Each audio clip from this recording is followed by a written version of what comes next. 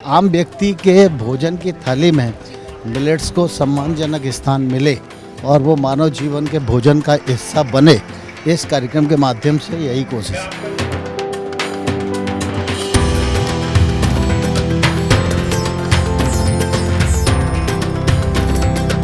जन जन की थाली तक पहुँचे मोटा अनाज, इस संकल्प के साथ अंतर्राष्ट्रीय पोषक अनाज वर्ष 2023 का हुआ आगाज। कम से कम पानी की खपत, सूखे की स्थिति में भी उपजाए, संतुलित आहार के साथ साथ सुरक्षित पर्यावरण देता है मोटा अनाज। दिल्ली में पोषक अनाज पाक महोत्सव का आयोजन किया गया। दिल्ली हाट में आयोजित हुए इस कार्यक्रम में केंद्रीय कृषि मंत्री नरेंद्र सिंह तोमर भी शामिल हुए।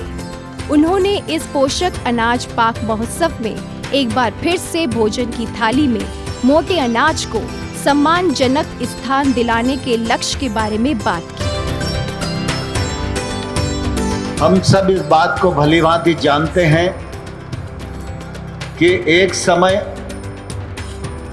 मोटा अनाज या पोषक अनाज यही हमारे खान पान का बड़ा हिस्सा था। धीरे धीरे हरित क्रांति के पश्चात हम गेहूं और चावल इन फसलों की ओर गए और मुझे कहते हुए प्रसन्नता है कि किसानों के कठोर परिश्रम और वैज्ञानिकों के अनुसंधान ने इन जिन्सों को भी हिंदुस्तान में पर्याप्त मात्रा में उत्पन्न कराने में महारत हासिल किए। लेकिन हम सब इस बात को भी जानते हैं कि कोई मनुष्य हो या संस्था हो, अगर उसमें किसी भी प्रकार का असंतुलन खड़ा होता है तो उसका स्वास्थ्य खराब होना निश्चित ही है। गेहूं और चावल की अधिक उपलब्धता के परिणाम स्वरूप आज भोजन की थाली में एक बड़ा असंतुलन खड़ा हो गया है। यह असंतुलन मानव के शरीर को प्रभावित कर रहा है। हम सबकी यह कोशिश होनी चाहिए मानव स्वास्थ्य की दृष्टि से पोषक अनाज, मोटा अनाज या मिलेट्स को उसकी थाली में पर्याप्त सम्मानजनक स्थान मिले।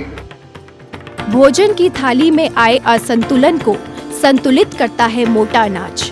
मोटा अनाज छोटा अनाज नहीं, ये है जन जन का आधार। धीरे धीरे मोटे अनाज को छोटा अनाज कहकर, गरीबों का भोजन कहकर त्याज्य कर दिया जाता है। यह उचित नहीं है। अगर यह भोजन में सम्मानजनक स्थान मिलेट्स पाएगा तो मनुष्य का स्वास्थ्य ज्यादा उत्तम रहेगा। हाल के वर्षों में मोटे अनाजों की मांग लगातार बढ़ रही है। इसके उत्पादक किसानों को अपनी उपज का बेहतर दाम भी मिल रहा है। कृषि मंत्री नरेंद्र सिंह तोमर ने देश के कृषि वैज्ञानिकों और किसानों का आभार जताया, जो देश भर में मोटे अनाज की खेती को प्रोत्साहित कर रहे हैं। मोटा अनाज या मिलेट्स यह भी भारत का उत्पादन है और भारत के खान पान का हिस्सा है। धीरे धीरे यह विलुप्त हो रहा था, लेकिन हमारे आईसीआर के वैज्ञानिक और किसानों ने इसके उत्पादन और उत्पादकता को बढ़ाने में बड़ा योगदान दिया है।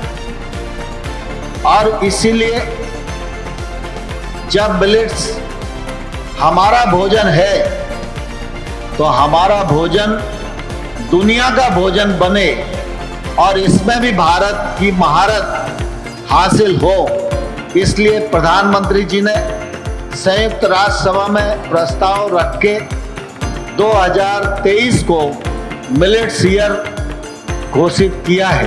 प्रधानमंत्री नरेंद्र मोदी की पहल पर संयुक्त राष्ट्र ने वर्ष 2023 को अंतर्राष्ट्रीय पोषक अनाज वर्ष घोषित किया है। देश भर में पोषक अनाज को बढ़ावा देने के लिए केंद्र सरकार द्वारा स्थानीय, राज्य, राष्ट्रीय और अंतर्राष्ट्रीय स्तर पर अनेक कार्यक्रम करने की योजना है।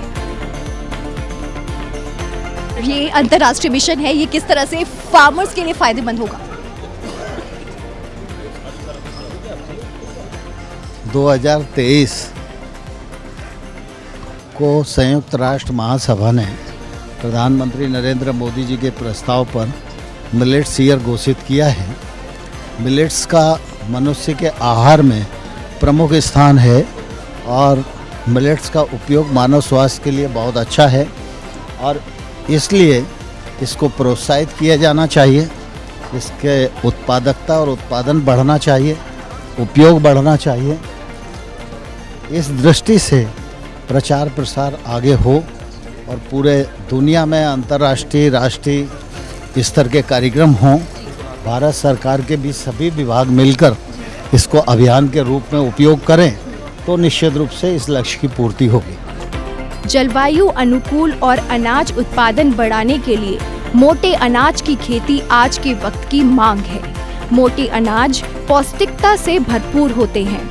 इनकी फसलों में जलवायु परिवर्तन के प्रभावों को बर्दाश्त करने की उच्च क्षमता होती है। उत्तम सेहत और कुपोषण से बचाव में मोटे अनाजों की भूमिका बेजोड़ है। मोटा अनाज किस तरह से एक व्यवसाय का जरिया बन सकता है, इसकी वानगी भी पोषक अनाज पाक महोत्सव में देखने को मिली। महोत्सव में लगे मिलेट से जुड़े कई स्टार्टअप्स के स्टॉल्स का जायजा खुद कृषि मंत्री नरेंद्र सिंह तोमर ने लिया। आम व्यक्ति के भोजन की थाली में मिलेट्स को सम्मानजनक स्थान मिले और वो मानव जीवन के भोजन का हिस्सा बने, इस कार्यक्रम के माध्यम से यही कोशिश है। तो ये थे हमारे साथ नरेंद्र सिंह तोमर जी, जिन्होंने बताया कि किस तरह से अंतर्राष्ट्रीय मिलेट दिवस 2023 का आगाज हो चुका है और वो किस तरह से हमारे फार्मर्स के लिए बेनिफिशियल होगा, इसके बारे में उनसे बात की। किसान ऑफ इंडिया से जुड़ने के लिए आप सभी का बहुत बहुत शुक्रिया। किसान ऑफ इंडिया के YouTube चैनल को सब्सक्राइब करने के लिए नीचे दिया हुआ सब्सक्राइब बटन दबाएं और किसान ऑफ इंडिया से जुड़े सभी अपडेट्स को पाने के लिए बेल आइकन दबाना ना भूलें।